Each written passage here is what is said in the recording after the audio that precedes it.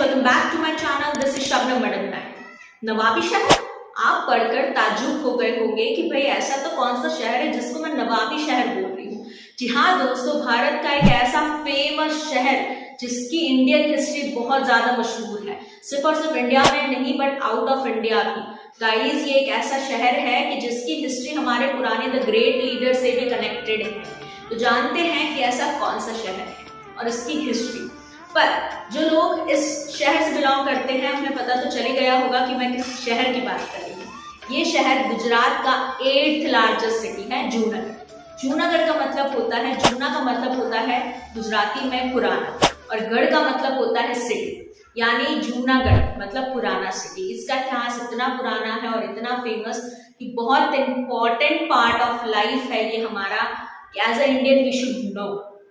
तो गाइस, जानते हैं इस वीडियो के थ्रू कि आखिरकार ऐसा कौन सी हिस्ट्री है जिसे हमें जानना चाहिए। तो उस हिस्ट्री को जानने से पहले तुम आ जाओ थोड़ा सा फ्लैशबैक पे आ जाते हैं और उस दौर पे आ जाते हैं कि जब हमें आज़ादी मिली थी। When we got independent. Guys, can you tell me when we Indians got independent? Year 1947।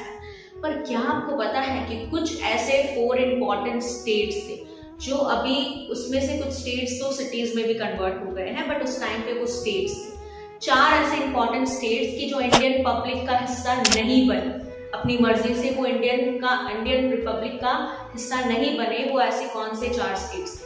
उसमें नंबर 1 पे आता है हैदराबाद, जम्मू कश्मीर एंड जूनागढ़।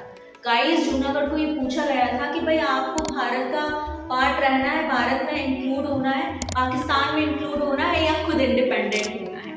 पर उस समय जब हमारा भारत आजाद हुआ, जूनागढ़ एक प्रिंसली स्टेट था, मतलब वहाँ के किंग थे नवाब मुगल एम्पायर से बिलोंग करते हैं, उनकी डायनेस्टी। अब वो मुगल एम्पायर के डिसेंडेंट थे, ठीक है। अब उस टाइम पे जो नवाब थे, लास्ट रूलर ऑफ नवाब, कि उनके बाद कोई भी मुगल एम्पायर का रूलर नहीं आया।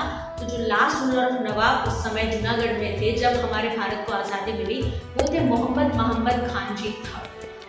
वो चाहते थे कि हम भारत का हिस्सा नहीं बनना चाहते, हमारे जूनागढ़ को हम पाकिस्तान का ही हिस्सा रखेंगे। अब उसकी वजह से 1947 में जूनागढ़ भारत का पार्ट नहीं था। पर हुआ क्या, उस समय जब ब्रिटिश रूलिंग चल रहा था, जब हमारा आज़ादी का दौर चल रहा था, उस समय ब्रिटिश रूलिंग भी चल रहा था, तो ब्रिटिश ने भी जूनागढ़ पे कहीं ना कहीं कब्जा किया हुआ था। हाँ, ये बात अलग है कि जो हमारे नवाब थे उनका रूलिंग ज़्यादा चलता था, बट उन्होंने क्या किया था ब्रिटिश के समय पे कि हमारा जो जूनागढ़ है वो 562 पार्ट्स में डिवाइड हो गया था। 562 स्टेट्स गाइस, वो उसमें डिवाइड हो गया था, तो उसके भी अलग अलग रूलर्स थे। अब जब ये बात चल रही थी कि हमें भारत में रहना है, पाकिस्तान में रहना है या खुद इंडिपेंडेंट होना है, तब जूनागढ़ के 2 माइनर रूलर थे, उनके पास ज़्यादा एरिया था जूनागढ़ का। उन लोगों ने डिसाइड किया, उन दोनों ने मिलकर, कि भाई हम भारत का पार्ट रहना चाहते हैं, हमें भारत में जाना है। तो जिसकी वजह से जो नवाब थे वो बहुत गुस्सा हो गए। फिर उन लोगों में थोड़ी सी बैटलफील्ड हो गई।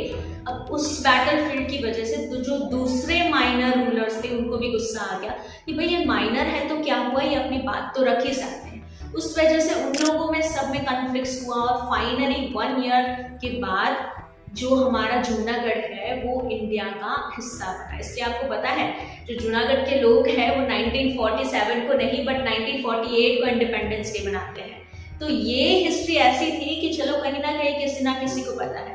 लेकिन आज के इस वीडियो में मैं ये लेकर आई हूँ कि भाई इससे पहले की हिस्ट्री क्या है, इसके पहले के रूलर्स कौन से हैं, इसके पहले कौन सी डायनेस्टी थी और इसका इतिहास जूनागढ़ का क्या इतिहास था। तो इस वीडियो के थ्रू हम जानते हैं कि भाई मुगल एम्पायर के पहले की हिस्ट्री क्या है। तो चलो आज जानते हैं इस वीडियो में।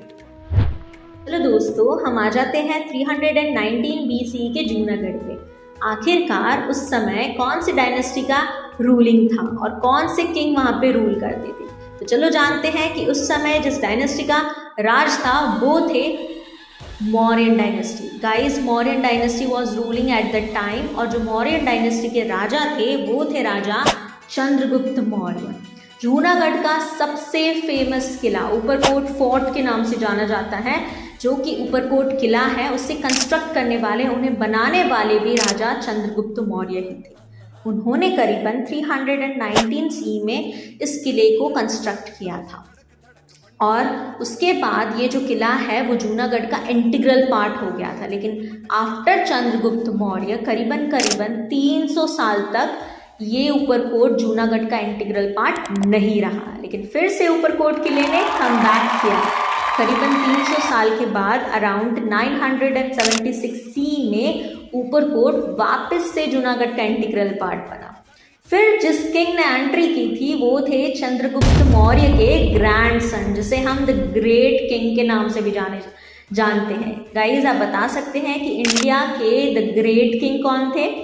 जी हाँ, the great king was the great Ashoka.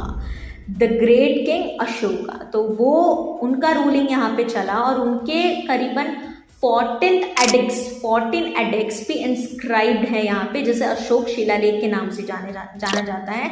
और अगर आप विजिट करते हैं जूनागढ़ पे तो please visit that site also. अब बात होती है कि भाई मौर्यन डायनेस्टी ख़त्म हो गई, वो भी धीरे धीरे फिनिश्ड हो गई। अब जो डायनेस्टी आई थी उनके बाद करीबन 475 से लेकर 767 सी तक वो थी मैत्रा डायनेस्टी। और मैत्रा का डायनेस्टी करीबन चली 767 सी तक। उसके बाद जो डायनेस्टी आई थी 185 बीसी में वो थी कलिंगा डायनेस्टी। दोस्तों, कलिंगा डायनेस्टी का भी एक बहुत इम्पॉर्टेंट इतिहास है इंडियन के पन्नों पे, तो आप इसे नज़रअंदाज मत करिएगा, ये भी बहुत इंपॉर्टेंट डायनेस्टी है। कलिंगा डायनेस्टी के बाद जिसकी एंट्री हुई थी वो थे मुग़ल एम्पायर। मुग़ल एम्पायर करीबन 1573 में आ गए थे, रूलिंग उन्होंने स्टार्ट कर दी थी जूनागढ़ पे। उसके बाद उनके नवाबों के डिसेंडेंट ने करीबन रूलिंग किया था अराउंड 1730 से लेकर 1949 तक उनका ही राज चला।